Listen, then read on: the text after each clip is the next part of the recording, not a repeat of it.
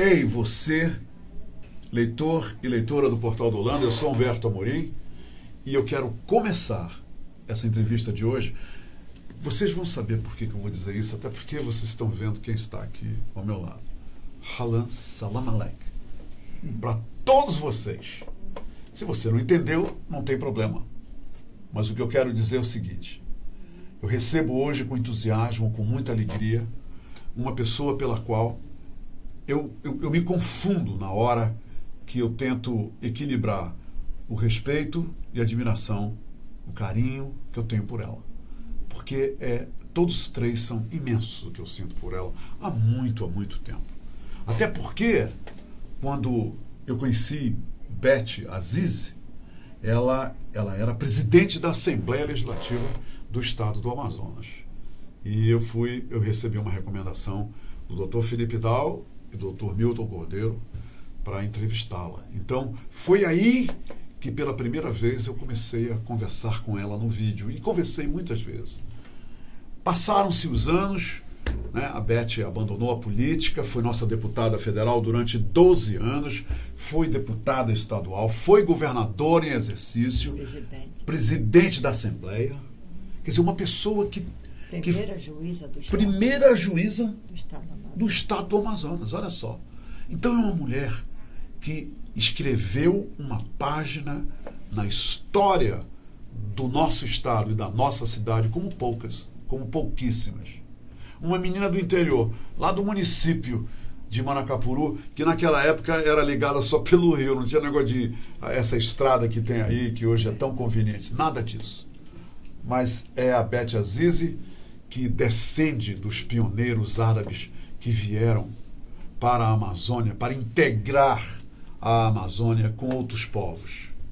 E ela nasceu aqui, neta e filha desses pioneiros que vieram desbravar a Amazônia e tornar a Amazônia no legado que nós recebemos.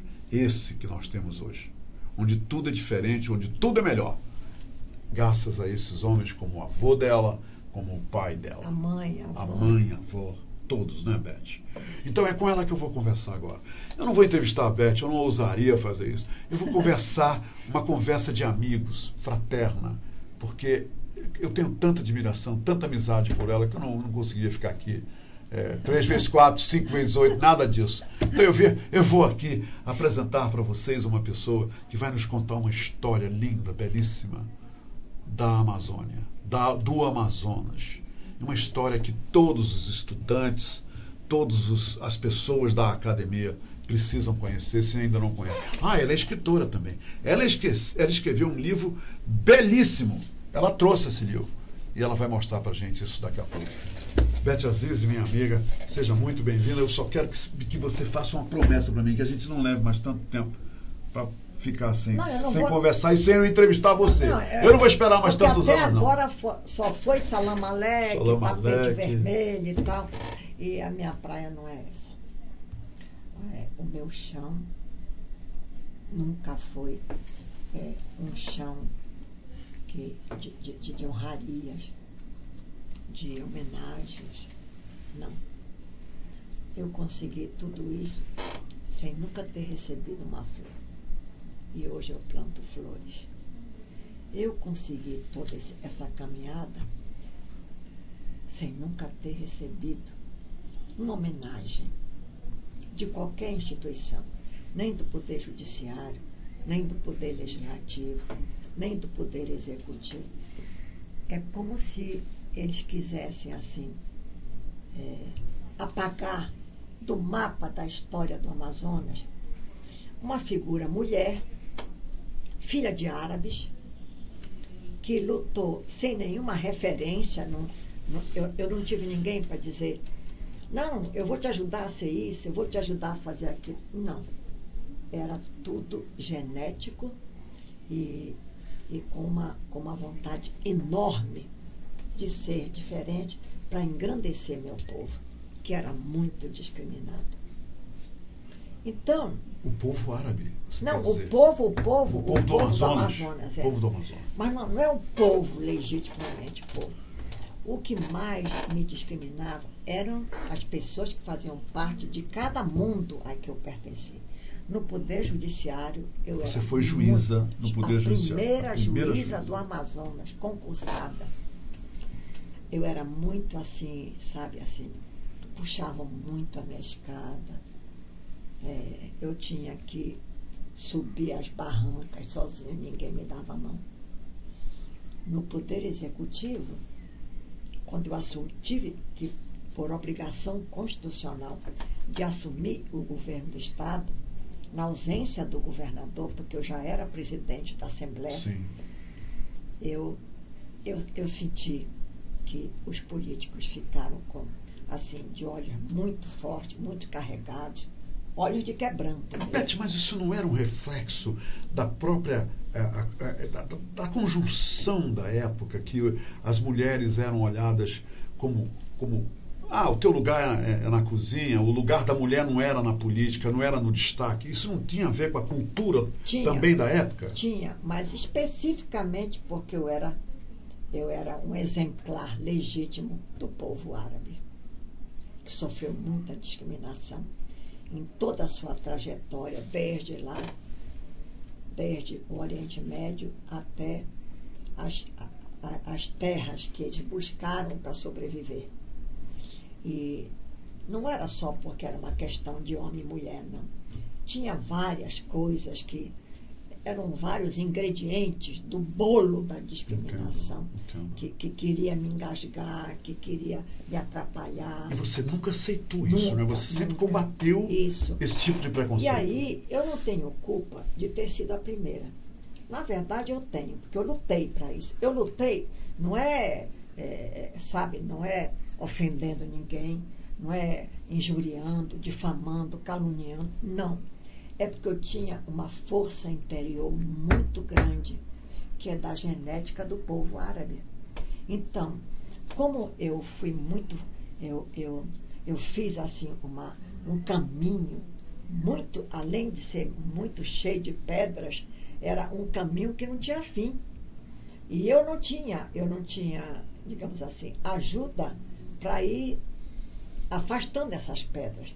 Fiz tudo só, com o apoio da minha família, lógico, do meu pai, da minha mãe, dos meus irmãos. E eu era, para a comunidade árabe, né, que a gente chamava de colônia árabe, eu era um símbolo. E eu me orgulhava muito de ser esse símbolo. E isso me ajudou cada vez mais a querer um espaço maior, subir uma altura maior, para agradecer a esses imigrantes que vieram tolhidos de suas terras. Eu precisava fazer tudo isso para crescer o patrimônio cultural árabe.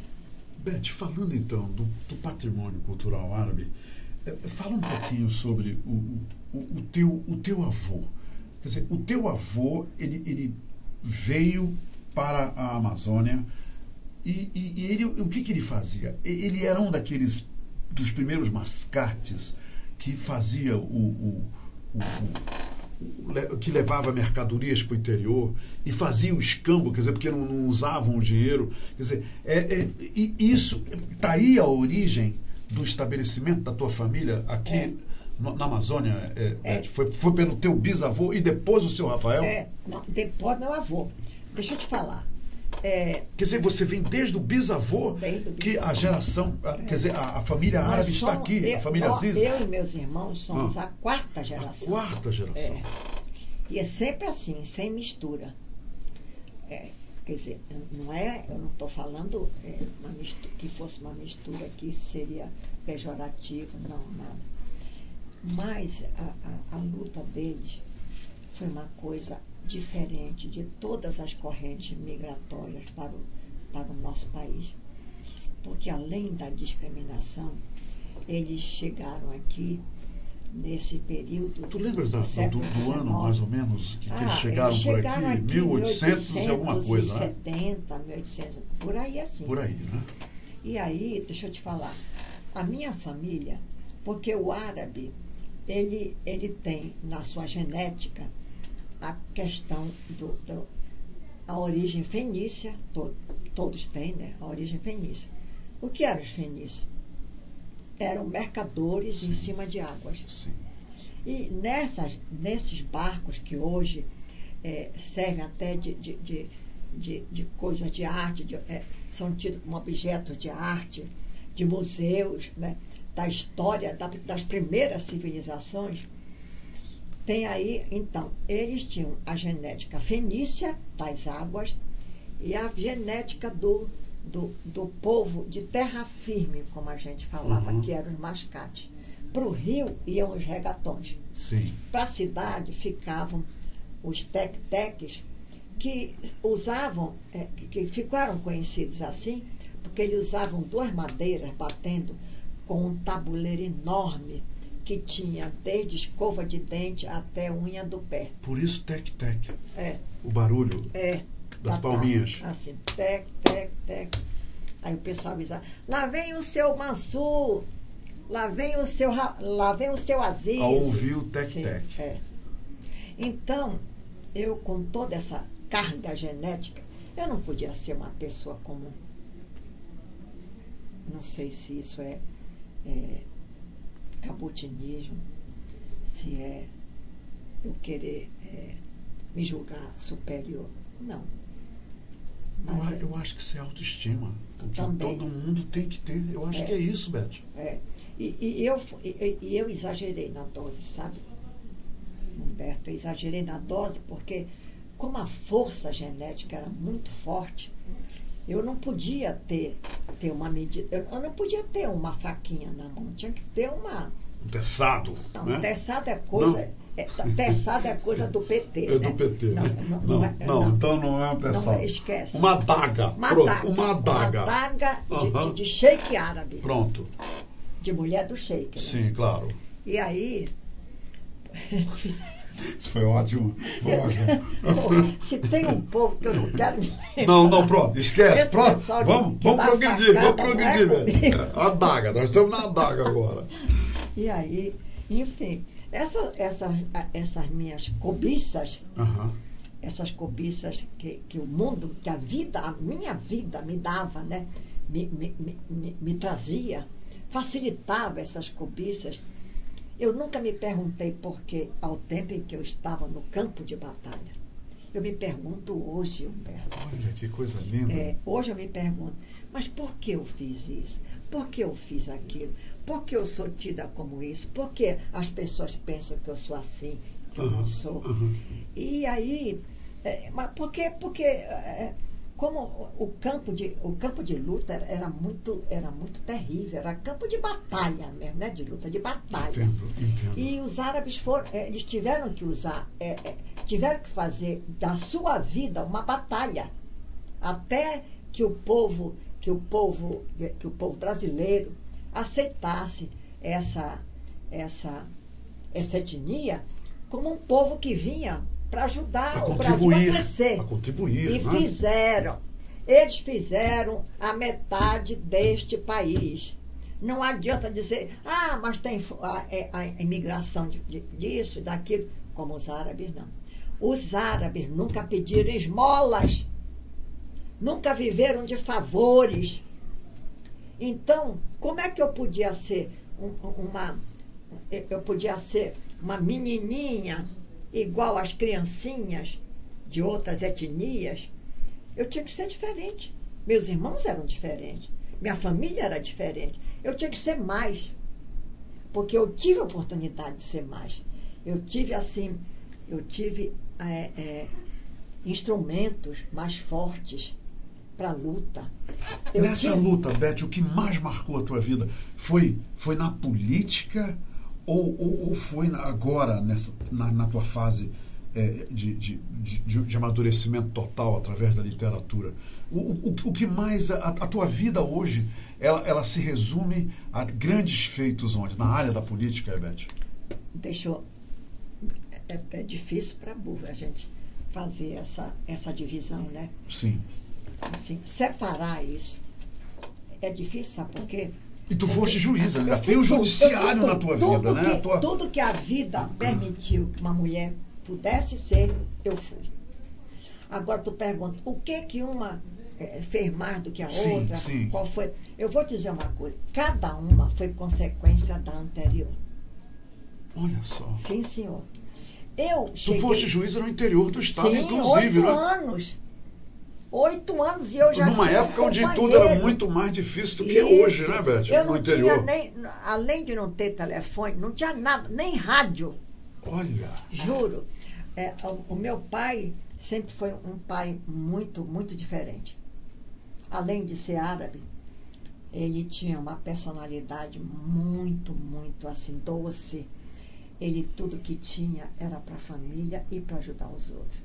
Meu pai nunca teve um empregado que não saísse da casa dele, da empresa dele, sem ter uma casa própria para morar. Estamos falando do seu Rafael, né? Do seu Rafael. E aí, mas o que que te deu mais alegria? Nenhum me deu mais alegria. Foi assim, porque eu terminava um período, um pedaço dessa estrada, começava outro. Eu nunca tive intervalo. Tu saíste do judiciário direto para a política, né, Não, Beth? eu saí da faculdade de Direito direto para a magistratura. E na faculdade de Direito, em plena ditadura militar, eu fui a primeira mulher presidente do diretório acadêmico da Faculdade de Direito do Amazonas. 68 isso, Beth? Não, mais 68, 69. 69. Então, foi um estouro. E aí, quando eu comecei eu comecei eu saí da faculdade, fui para a magistratura. E já na faculdade eu era uma liderança. Não é porque eu fosse mais sabida, tinha um pai que tinha um pouco mais de dinheiro. Não, não é isso não. É a personalidade que é forte, a genética árabe é forte. Sim. A personalidade do mundo árabe é forte. E eu me transformei numa espécie, não só de porta-voz, mas de uma, digamos assim, da personagem principal dessa história que eles construíram fora do mundo árabe. Eu me considerava uma personagem principal. Então, eu fiz tudo assim, e eu, naquele momento, Humberto, eu não raciocinava por que eu estava aqui e depois vinha para um estágio maior, Entendi. Depois outro estágio maior. Eu só vim compreender isso agora, neste tempo. Na idade da razão, quando os Neste cabelos estão tempo, prateados exatamente. e tudo. Isso aqui não é pintura, não. Isso aqui eu fiz questão de Beth, deixar. teu cabelo tá lindo. Tá lindo um demais. charme total. Mas não pega, não tá pega bom, que tu tá diz bom. assanha, Desculpa, não foi minha intenção assanhar você. Beth, me diz uma coisa, uma curiosidade. A forma que se fazia política, você vivenciou momentos históricos do Amazonas. Você esteve do Brasil, lá, né? Do Brasil. No Amazonas você esteve lá ao lado de Gilberto Mestrinho, você viu esse povo aí, Plínio Ramos Coelho, toda essa história envolvendo isso, que hoje tem gente que nem deve conhecer essa Mas turma. olha, pra mim... Era diferente a maneira que eles faziam Não. política, e a política que se faz hoje, na qual os políticos são vistos pela maioria da nação como pessoas corruptas, pessoas mentirosas, pessoas... Quer dizer, e mudou muito esse cenário. Sempre foi assim, Beth? Deixa eu te falar, o povo hoje não tem representatividade. Não tem, Beth? Tanto assim que ele vai para a rua com facilidade, não é? E manifesta, e eles criam essas tribunas públicas para dizer o que eles sentem. Veja bem, não foi mérito para mim eu ter conhecido o Plínio Coelho ainda na faculdade, em plena ditadura. Fez um espetáculo absurdo, um espetáculo vil, quando ele foi para um estádio homenagear os militares, sabendo que a cabeça dele estava rolando. O Plínio Ramos Coelho fez isso. Plínio Ramos Coelho. Ele foi governador, não é? Foi governador. Pelo menos mais 2 vezes. Então, isso não é mérito meu ter passado por essa... Eu era muito jovenzinha e ele já Sim, mas você foi você sim, presenciou essas mas coisas, o que eu quero né? te dizer é que nem essa gente não interferiu, não influenciou em nada tudo o que eu conquistei. Pelo contrário, eu estava sempre do lado oposto. Porque eles vieram por um processo de redemocratização. Não, o Plínio não. Mas o Gilberto Mestrinho veio através de um processo de redemocratização se candidata a governador em 1982.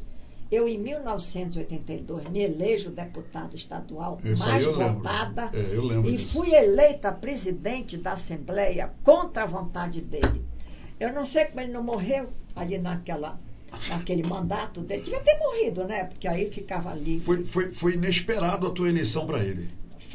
Foi um escândalo. Como presidente da Assembleia. Foi um escândalo. Olha só. Porque eu estou na minha casa. O pessoal que era aliado do Mestrinho, eu nunca fui. Eu estava no mesmo grupo político, a pedido do doutor Ulisses Guimarães, para assinar a filiação dele ao PMDB. Eu fui a Brasília, a chamado do doutor Ulisses, para conciliar o PMDB, que era... Tu eras do PMDB, né? Que a origem do PMDB era o MDB histórico. Era o MDB histórico, é verdade. Doutor Ulisses manda me chamar para Brasília e me pediu, pelo amor de Deus, doutor Ulisses já me conhecia das minhas crônicas políticas daqui.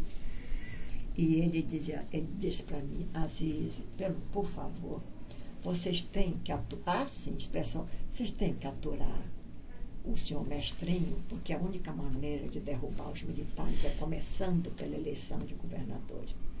Eu disse, olha, eu vou ter problema de estômago, mas eu vou acatar a sua decisão. E assim foi. Mas ele sabia que o nosso grupo legítimo, de oposição legítima, sem farsa, sem mercantilismo, sem fazer escambo de me dar lá, da cá, ele sabia que o nosso grupo era um grupo que tinha muita visibilidade, porque nós éramos poucos. E tivemos que acatar a decisão do doutor Ulisses, que era o chefe supremo do PMDB e do MDB, né? E aí ele se fez candidato. Tu foste deputada na era Lindoso? Não. Não, né? Tu entraste depois que o Lindoso saiu, tu foste eleita. Né? Do governador Lindoso. Tu entraste logo após o Lindoso entregar para o Gilberto, né? Mas a vida me deu a linda oportunidade de ser aluna do professor José Lindoso. Um homem que merecia um monumento. São duas pessoas daqui do Amazonas que governaram esse estado, que deveriam estar presente na vida dos amazonenses com um belo monumento. José Lindoso e oh meu Deus, ele foi Danilo Areosa. Danilo. Dois homens que entraram com os mesmos bens e saíram com menos bens do governo do estado. Diferente de hoje, né? Hoje todo mundo alça o poder porque quer ficar rico. E fica. Extrapola. Em vez de comprar uma casa de 2 milhões, compra uma de 10. Por quê? Porque a grana corre solta. Agora corre solta, né, Beth? E os órgãos tirando o povo, né? Porque o povo só pode ter manifestação se ele tiver conhecimento. E, lamentavelmente, a imprensa brasileira, a imprensa falada, escrita, visível. Videotapeada. Te juro, mas essas mídias de visualidade. Sim. Se elas não mostram a realidade do que os governantes estão fazendo, como é que o povo vai se manifestar? Nem contra e nem a favor. Porque o que está faltando no nosso país é uma imprensa política, não é politicagem. É uma imprensa política. Nós não temos. O que nós temos... Você está falando em especialidade, né? Não é especialidade. Especialista em política, não é isso que quer dizer? Não, eu não quero só falar. Ou politizada. Não, politizada. Politizada. Porque, veja bem, você dizer, eu não vou apoiar o seu fulano porque ele não é de dar dinheiro para a imprensa. Isso é triste. Numa democracia, isso é triste. Porque a imprensa tem que se automanter para poder ter independência, para poder ter imparcialidade. E tem também o negócio do jornalista não entrar no bolso do político, né? Mas é isso que Porque o jornalista que mora no bolso do político não pode fazer jornalismo isento, nem ético. Não pode. Mas não é só o jornalista que... Tu sabes que uma coisa que o político adora é ter 2 ou 3 jornalistas no bolso, né? Aí é a glória. Não, mas isso aí... É a glória. Isso tu tá me falando pertence ao tempo que a mulher tomava Troveran para as cólicas menstruais. Isso aí. Isso é muito passado. É verdade. Essa foi ótima. Então, deixa eu te dizer. Hoje não são jornalistas isolados que estão no bolso dos políticos. São as empresas de comunicação. Isso é muito mais sério. Muito pior. Por que eu sempre tive muita admiração pelo doutor Felipe Dal e doutor Milton Cordeiro? Porque eles foram titulares de uma empresa de mídia que não vendia espaço, que não vendia conteúdo. Nunca me lembro de ter ajudado, de ter dado um centavo para qualquer pessoa, para qualquer profissional desse império de mídia que o doutor Felipe Dal criou. Não me lembro disso. E aí, hoje, com essa coisa, né, de quem tem mídia tem que ser bilionário, tem que mandar no país, tem que eleger presidente, derrubar presidente, elege governador, derruba governador. Isso não é um jornalista, Humberto. Vem por atrás dele um grupo de empresa de comunicação. E aí, o que acontece com o povo? O povo fica desorientado e acaba elegendo as piores alternativas que foi dado a ele. Isso é muito ruim, porque os piores são os que vencem. Como você analisa até agora, Beth Aziz, e logicamente eu tenho o foco voltado para a tua experiência política de tantos anos no Amazonas, o novo governo, o governo Bolsonaro, como é que você vê, assim, numa análise bem rápida, o Bolsonaro foi eleito com uma política, um direcionamento de mudança. Isso aqui, do jeito que está aqui, não vai, a partir de 1º de janeiro não vai mais estar. Você acha que o Bolsonaro ele está conseguindo uma mudança de forma mais positiva, apesar de todos esses problemas aí? Deixa eu te falar uma coisa. Tu sabes que eu lutei contra a ditadura militar. Sim, eu sei disso. Eu, no dia 31 de março, fiz uma entrevista coletiva e exclusiva para o jornal A Crítica, falando do regime militar. Agora, 31 de março agora. 31 de março. Eu vou te mandar essa entrevista, que eles me mandaram em link. Está lá uma página inteira de jornal. E depois, eles depois fizeram uma outra entrevista sobre o Dia Internacional da Mulher. Tudo isso está em link, está em YouTube, está no próprio jornal impresso. E então, tu sabes que eu fazia parte de uma juventude que não admitia golpe militar. A gente estudava a democracia na faculdade de Direito. A gente entrava na faculdade, principalmente a de Direito, para você conhecer, primeiro, o país onde você vive, a nação onde você mora, porque povo é país. Minto, povo é espaço geográfico. Não. País é espaço geográfico. Povo é a nação. Não tem o povo deste país. Não, o povo desta nação. Então, veja bem, nós lutamos muito contra isso para redemocratizar o país e nós tivemos muito pouca sorte, Humberto, porque nós tínhamos tudo para voltar a ter uma democracia forte, exigente, sem corrupção, sem atitudes mercenárias, uma democracia que já tinha que ter nascido forte por causa dos anos de chumbo que se teve, né? Mas não. Nós retornamos a uma democracia muito fragilizada. Muito assim, como se as pessoas... É como você gostar de comer muito uma coisa, aí de repente tiram essa coisa da tua alimentação. Foi isso que aconteceu.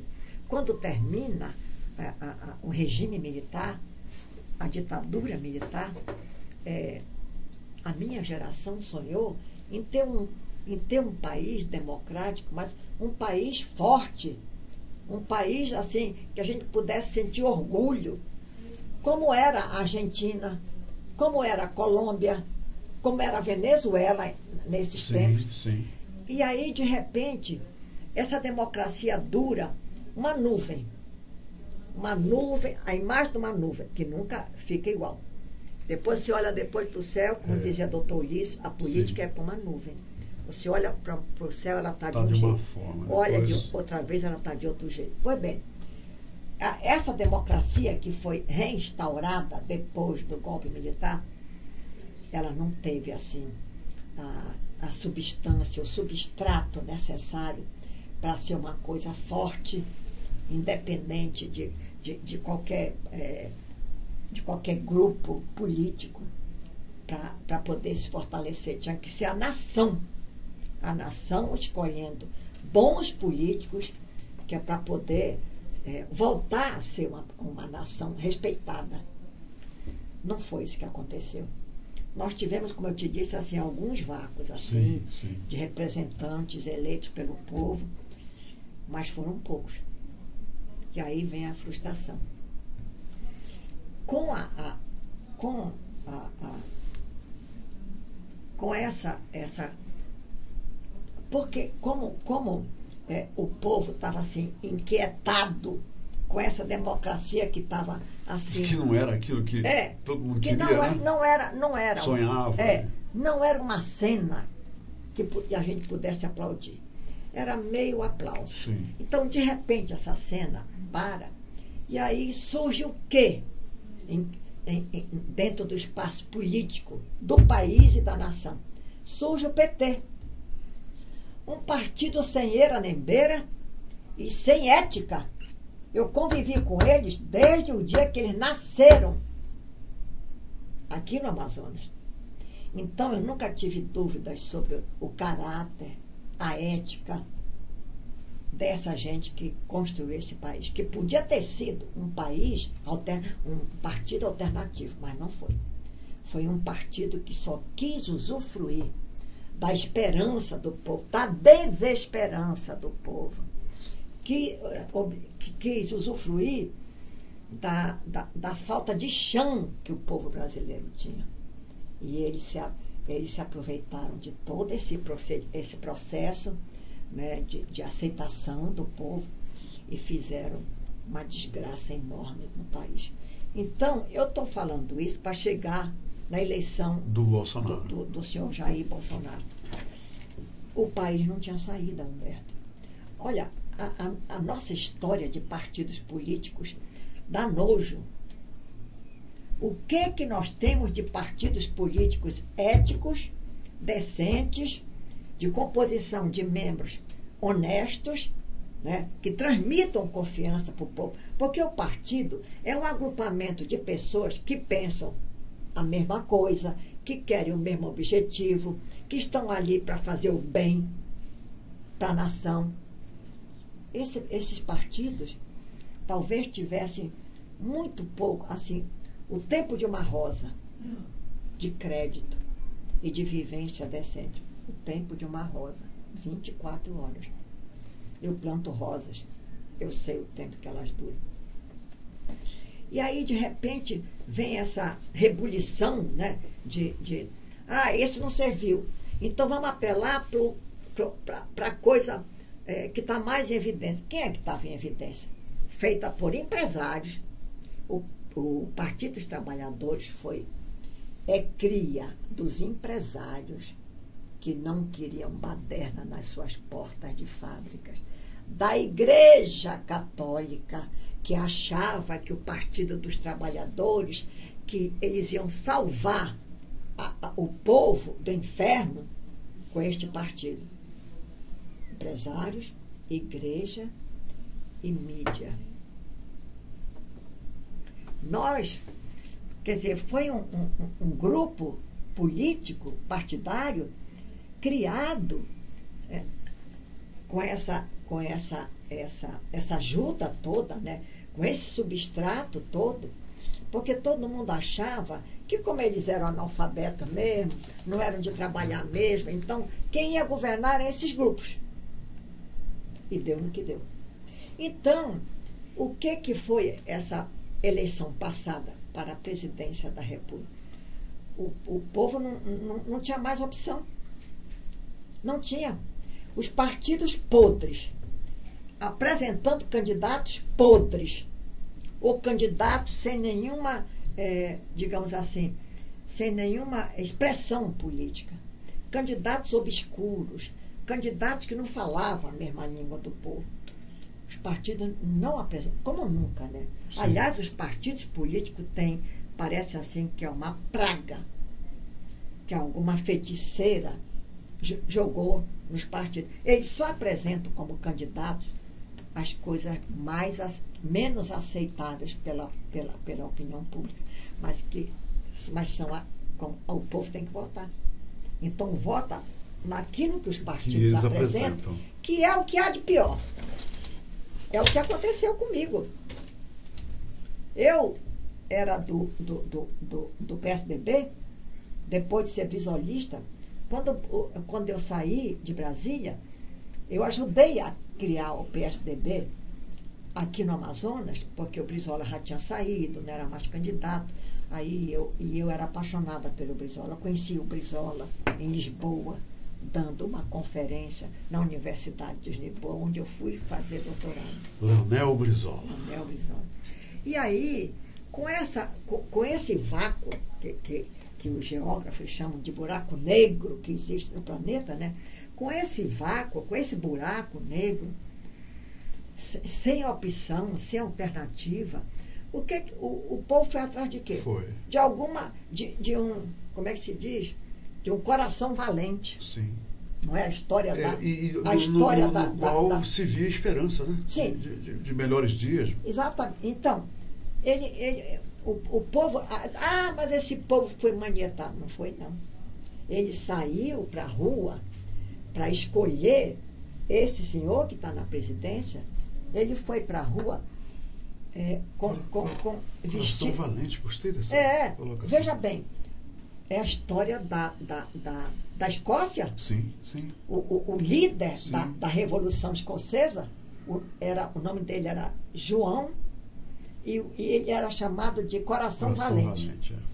Tal foi... Aí uma grande análise que a gente acaba de receber sobre o governo que está aí. Gostei. Pois então, e aí, veja bem, eu não sei se ele foi a melhor escolha, ou se não foi a melhor escolha. Não interessa. A verdade é que nós estávamos em mãos espúrias. Eu preciso do teu livro agora, que o nosso tempo acabou, e eu quero mostrar o livro da Beth Azizi, que ela trouxe. Eu não posso deixar. Me dá uma caneta. Olha só, tá aqui. Beth, e Deus, como é o título desse livro? Aqui, ó. Olha aqui, Beth, naquela ali. Aqui, ó. E Deus chorou sobre o rio. Terceira edição, Elizabeth Azizi. Este é um livro que eu escrevi sobre a imigração no Amazonas. Árabe para o Amazonas. Não foi, eu faço referência a outras imigrações, sim, mas o suporte desta obra é a imigração árabe. É toda sua. E aí, eu fiz o lançamento desse livro. Terceira edição já, né? Terceira edição. E aqui ela está ampliada, tem inclusive uma biografia. Olha como eu sou linda. Ela é linda. Sempre foi. Tá aí, ó. Linda demais essa Beth. Não tinha cabelo branco, né? Não tinha. Mas foi quando saiu o livro. Então, não podia ter cabelo branco. Claro.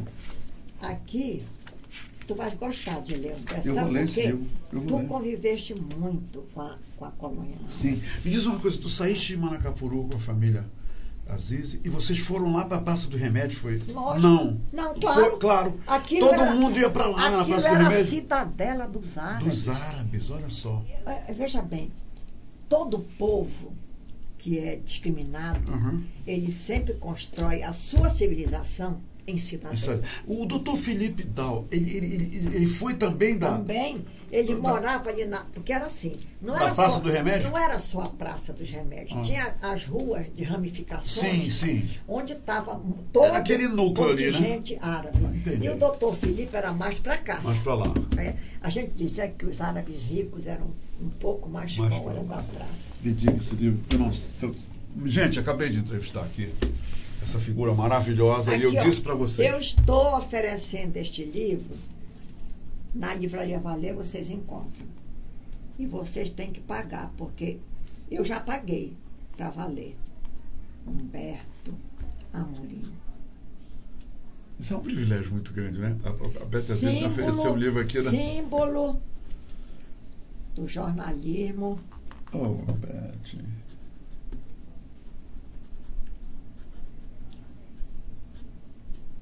E aqui eu me enganei. Jornalismo honesto.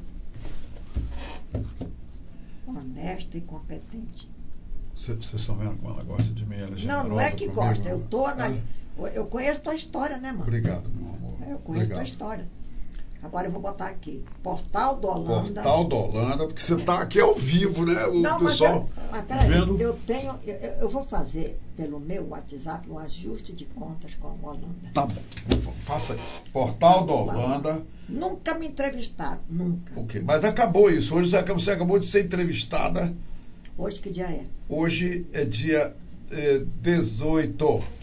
Eu saí da minha casa sem poder andar direito para vir para cá. Em homenagem a Humberto, não foi a Holanda, não. Ela é Porque ótima. ele me ignorou. Te ignorou, né, velho? Mas eu não, Beth.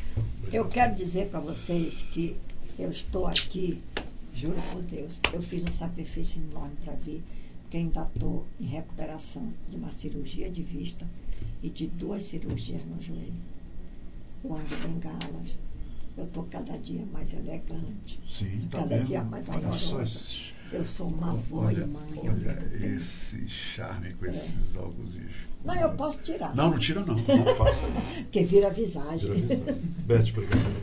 Um beijo, querido. Quero te dar um beijo. Beijo. Não corta esse beijo. Não corta esse beijo. A gente volta. Se quero te amar e te amar e te amar muitos anos, cuida bem de mim.